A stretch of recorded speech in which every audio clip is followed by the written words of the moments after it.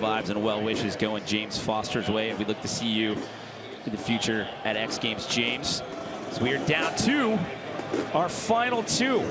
They are currently sitting in medal positions. Can they bump up and take that lead away from Josh Sheehan? This is Rob Adelberg on course for 75 seconds. And this is going to be an interesting run. I want to see him stick this run clean. I want to see what the judges think when this run is all said and done, because Rob has a really good flow around the course. He has a good variety right there, the varial. I believe it's the Cali roll. Starting off with a really good knack front flip on that one. Yeah, remember, he had that slip up that cost him a couple of seconds there in the first run. So if he can clean this up, this is going to get real interesting. Sitting in a bronze medal position as of right now. He still has 40 seconds to work with here in this second and final run.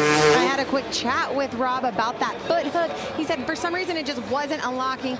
And then, of course, he couldn't get in that last seventh trick. He said with the mixture of that and also cleaning up a couple things, he thinks that he can take the top spot. Yeah, this run going a lot more smooth for him. You know, huge no-handed front flip right there. He did a no-footed front flip, and that's where I want to see what the judges are going to do. Are they going to reward something like that compared to a no-handed double backflip? They got a tough job out there. Lining back up for this 75-foot step down with the cliffhanger flip. Can he get into the turn and get under power? Looking like this last one's probably going to count. No. Not going to make it, I don't think. But Not going to make it. So that was for the crowd. And it's crazy to hear the crowd going wild over a one-handed hard after everything we just saw. It's kind of cool to see a little mixture. They're fired up down there. We got some hardcore Moto X fans here in Minneapolis. Look at the tuck right here on the front flip and then taking the feet off. Great extension. Like I said, it's so trippy how both their wheels are just locked up right when they take off the ramp. Front flips are gnarly. It's just crazy to watch. I mean, they both do it perfectly, but to see the different styles that they have and how they do it, but they've both put this down feather touch smooth out here tonight. I mean, going back to what I said earlier, it's baffling to me that we're at this point in the sport where you see this going down with ease in the middle of a freestyle competition. So there is a shot of your current leader. That is Josh Sheehan sitting in that top spot with a 90 flat. As we await the score, and Rob Adelberg has done it. He's into the 90s, a 92.33. A little look to what we'll see tomorrow on day 3 of 4 out here at X Games Minneapolis. Josh Sheehan, your current leader, sitting in that top spot right now with an 87.66. We had to wait for the scores to populate right there. Him and Jackson Strong, a little bit of separation. The judges obviously had a conversation about it. In your estimation, in your thoughts, what do you think was the difference that kept Josh in that top spot? Yeah, going back and looking at it, I think Josh just had an overall complete clean run. Every trick he did was smooth. Every trick he did was massive. I think maybe some of those smaller front flip variations, maybe got docked a little bit. You know, the knack front flip, it's an awesome idea, but you've got to extend the tricks when you do them. And like I said, watching Josh's run right now, you haven't seen one trick that kind of looks minimal or like he's kind of, you know, just barely stretching out. Everything's huge. No, everything's maxed out. There's no tentativeness. And a great flow around the course as well. You know, like I said, a lot of these judges, they've ridden X Games, they've been out there, they're real particular. They're gonna award guys that flow around the course and be smooth. Guys, Josh was actually in disbelief during the split screen when they were waiting for that score on Jacko. He's like, why am I on the other screen? Like, Rob's in front of me. And then Bill goes down here and had to say, no, dude, you are in the top spot right now. Hello? He's like, what? I can't believe this. He's stoked right now, you guys. That's what he said. He is stoked. You said earlier he's a pretty humble dude, so that's a testament to that right there. I think it's funny that he didn't even realize that he was in first place and he thought Adelberg was ahead of him. Yeah, he's probably just so used to being in that third to fourth place, he just kind of took it. But no, great run. He's riding so good, flawless runs. These guys are actually, now that I go, you know, I get caught in the new stuff as well. When guys are doing front flips, it's easy for me to just be like, this is the new thing. This is amazing, but man, you can't discredit what Josh is doing. Obviously, the judges are, like I said earlier, they're breaking down the minutia. They're looking at every little detail, and they're giving Josh Sheehan the love out here tonight for good, solid, clean riding and great extension. Yeah, I love it. Guys, he also told me during that first run, he even messed up a little bit. He was in the wrong gear on his last pass, and so he said he was going to come clean this up, and he wants to remain in that top spot. I didn't see a mess up. Did you, Jimmy? I was going to say, if there was a mess up, I didn't see it. Take a look at these replays. I have not seen one slip up. Everything just looked dialed.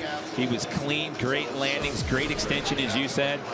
Oh, now he's excited. Now he realizes he's in first place. Well, if he doesn't realize it later on, at least he has Bilko down there to tell him. 90 flat. Hello, everyone. We are into the 90s here. I think missed a jump, so he has another run to clean it up, and we're about to watch Jackson Strong throw down right now. Well, again, the story as we talk about these two guys out here tonight, Jacko's front flips and front flip combos, and speak of the devil, a no-headed front flip to get this run started, and watch out, he's also got that double backflip in his arsenal as well. That was such huge extension on the no-handed front flip. Like I said, a front flip, you were tucking and just hoping the thing comes around, and for him to have his hands off that long extended, what a great trick. And both of those guys are looking to do it right out of the gate. There's the double. So your first two tricks, you've got a front flip combo and a double backflip. Not a bad start to a freestyle run, if you ask me. Where do you go for the next 45 seconds after that? Yeah, he's got to keep it together. The emotions run high. Like I said, these guys have been sitting around for hours since practice. And to come out with a front flip, right into a double backflip, you've got to calm yourself down. You've got a lot of run left. Yeah, for those of you watching at home, we keep focusing on those two tricks because they're key elements in these guys' runs. However, with the 75-second run, the judges are looking at the overall scope, the overall impression of what you do in that time frame.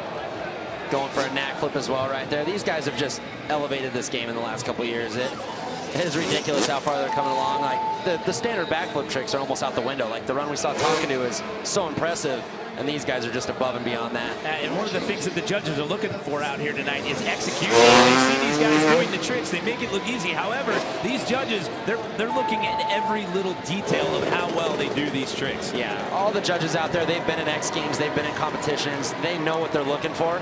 And they know what they're seeing here. They know they're seeing two guys that have really stepped up. Like I said, Sheehan is riding great. He's doing so many incredible tricks, but you got to reward the front flips and the front flip variations. Look at that. And again, to echo your point, takes the hands off. Great extension. And for how long he keeps them off of the bars. And look at that landing. It's perfect. Yeah, really smooth run out of Jacko. He's been notorious for being a little wild, but this run was probably one of the most dialed ones I've seen him do in a long time. And especially for him to come back after starting up the season with an injury. He got injured in practice at X Games Aspen leading into Snowbike Best Trick. Had to sit that one out, watch from the sidelines.